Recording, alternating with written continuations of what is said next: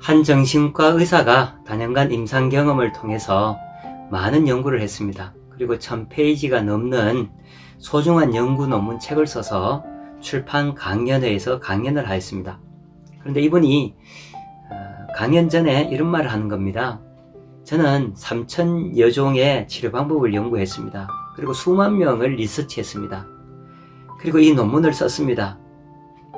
이 논문을 요약하면 딱 2마디 말입니다. 그리고 하는 말이 만약에, 앞으로 라는 2마디 말로 자신의 모든 연구 논문의 결과를 얘기합니다. 정신병에서 헤어나오지 못한 사람 특징은 만약에 라는 말을 많이 쓴다는 것이죠. 만약에 내가 그때 그 사람을 안 만났더라면, 만약에 내가 그때 그 학교에 안 들어갔더라면, 만약에 내가 그때 그 사람과 결혼하지 않고 이 사람과 결혼했더라면, 그때 내가 그 돈을 만약에 빌려주지 않았더라면, 이런 식으로 만약에 라는 말을 끝도 없이 내뱉어낸다는 것이죠.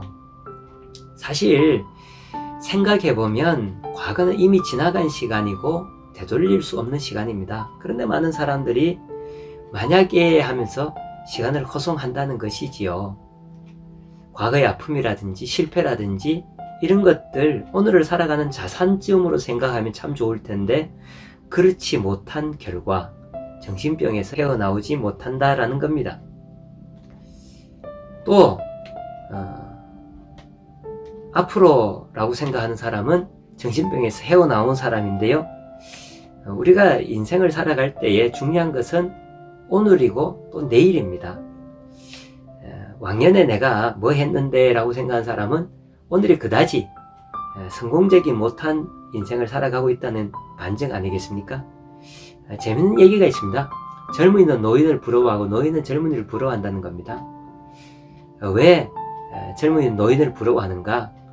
나도 언젠가 나이가 들면 저 사람처럼 재산도 좀 가지고 좀 떵떵거리면서 살 수도 있고 또 남부럽지 않는 가운데 집도 덩그렇게 큰 것을 가지고 살겠지 라고 생각하는 것 때문에 부러워한다는 겁니다. 사실 행복을 오늘에 두지 않고 내일에 두고 살아가는 사람이라고 할 수 있죠. 그런가 하면 노인은 왜 젊은이를 부러워하는가? 내가 남보다 더 많이 재산도 가지고 있고 좀 넉넉하게 살아가지만 나는 몸도 약하고 또 젊은이를 보면서 나도 저 때가 있었는데 힘과 열정을 느끼는 젊은 때를 회상하면서 그때를 그리워한다는 것이죠. 사실 둘 다 불행하기는 마찬가지입니다. 사실 젊을 때에는 힘과 열정이 있어서 그것을 크게 생각하면 항상 나는 기뻐하고 살아갈 수 있고요. 나이가 들면 지혜라든지 인생의 성숙한 시간들을 살아가고 있기 때문에 그것을 좀 크게 생각하면 또 내 인생은 가장 좋은 때다라고 생각할 수 있는 것이죠. 그렇습니다. 오늘 내 인생의 황금기다라고 생각하는 것이 정답이고요. 젊을 때에는 젊음의 가치가 크게 다가오는 법이고요. 중년에는 중년에 또 성숙해가는 시간들, 고민해가는 시간들을 통해서 자신을 발견하며 새롭게 발돋움해 갈 수 있는 시간이고요. 나이가 들어서 이제 인생의 홍기가 찾아올 때에는 또 그 나름대로 인생을 살아가는데 그 비밀이 있는 법 아니겠습니까? 오늘 내 인생의 황금기다.